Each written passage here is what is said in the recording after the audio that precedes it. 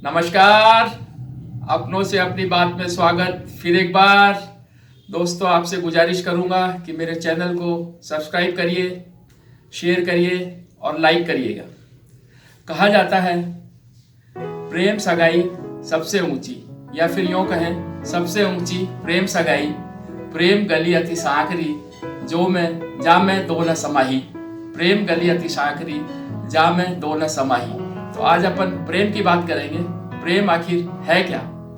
प्रेम आदमी का किसी से भी हो सकता है, व्यक्ति से, वस्तु से, निर्जीव वस्तु से, जीव वस्तु से, जानवर से, प्रकृति से, पर्यावरण से, किसी से भी आपका प्रेम हो सकता है। जैसे प्रेम के अनेक रूप हैं। पानी है, जैसे पानी के अनेक रूप है। बर्फ पानी है, भाप, ओस, बारिश, सबके मूल में पानी ही है। उसी प्रकार प्रेम के भी विभिन्न रूप हैं। पति पत्नी के बीच प्रेम जो है प्रणय बन जाता है। भाई बहन का प्रेम जो है स्नेह कहलाता है। वही प्रेम जब ईश्वर से जुड़ जाता है तो भक्ति कहलाता है। और गुरु के प्रति जो प्रेम है वो श्रद्धा कहलाता है। अपने देश के प्रति प्रेम देशभक्ति कहलाता है सबके मूल में प्रेम ही। तो मालूम क्या लगा, अगर प्रेम नहीं है तो सब बेकार है। फूल हो और फूल में खुशबू ना हो तो फूल का होना बेकार है।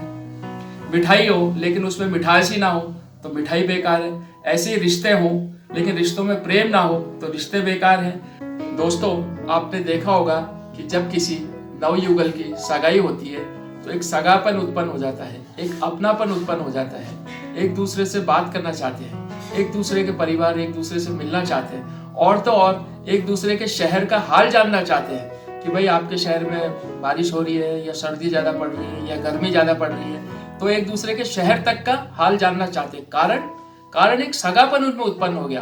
तो इसीलिए ये जो सगाई शब्द है ये सगेपन से ही बना है। इसीलिए कहा जाता है प्रेम सगाई सबसे ऊंची या सबसे ऊंची प्रेम सगाई। जीवन हो, जीवन में प्रेम ना हो तो जीवन बेकार है। तो मालूम क्या पड़ा कि प्रेम सबसे जरूरी है।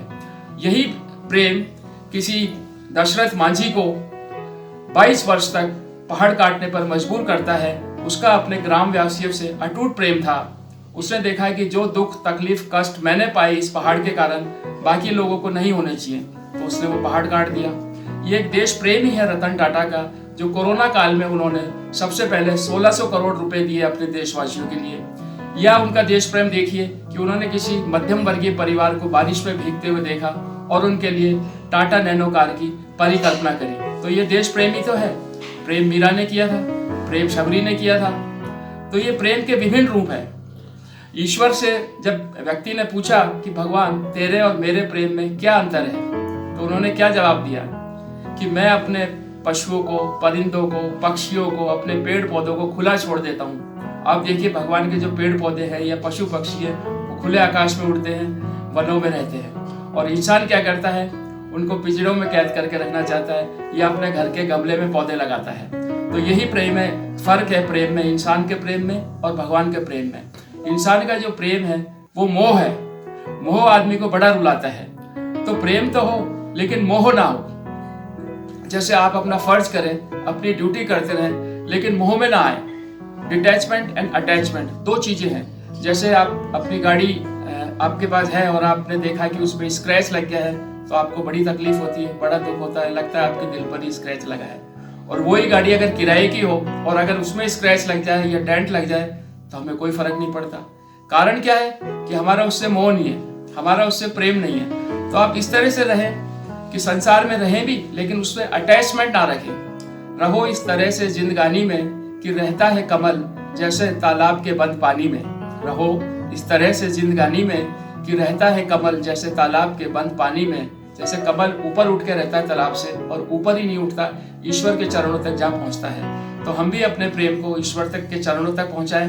प्रेम की पराकाष्ठा भक्ति बन जाती है, गुरु के प्रति वो श्रद्धा बन जाती है। देश के प्रति अटूट प्रेम हो तो किसी भगत सिंह को 22 साल में फांसी के फंदे पर झूलने को मजबूर कर देती है। तो ये प्रेम ही तो है।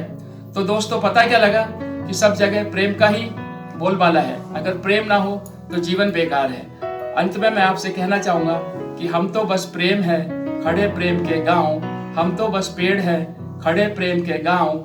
खुद तो तपते धूप में औरों को देते छांव, खुद तो तपते धूप में औरों को देते छांव। आशा करता हूँ आपको ये मेरा वीडियो पसंद आया होगा। इसे लाइक करिए, शेयर करिए और सब्सक्राइब करिए। बहुत बहुत धन्यवाद, शुभकामनाएं। अपना और अपनों का ध्यान रखिएगा। नमस्कार।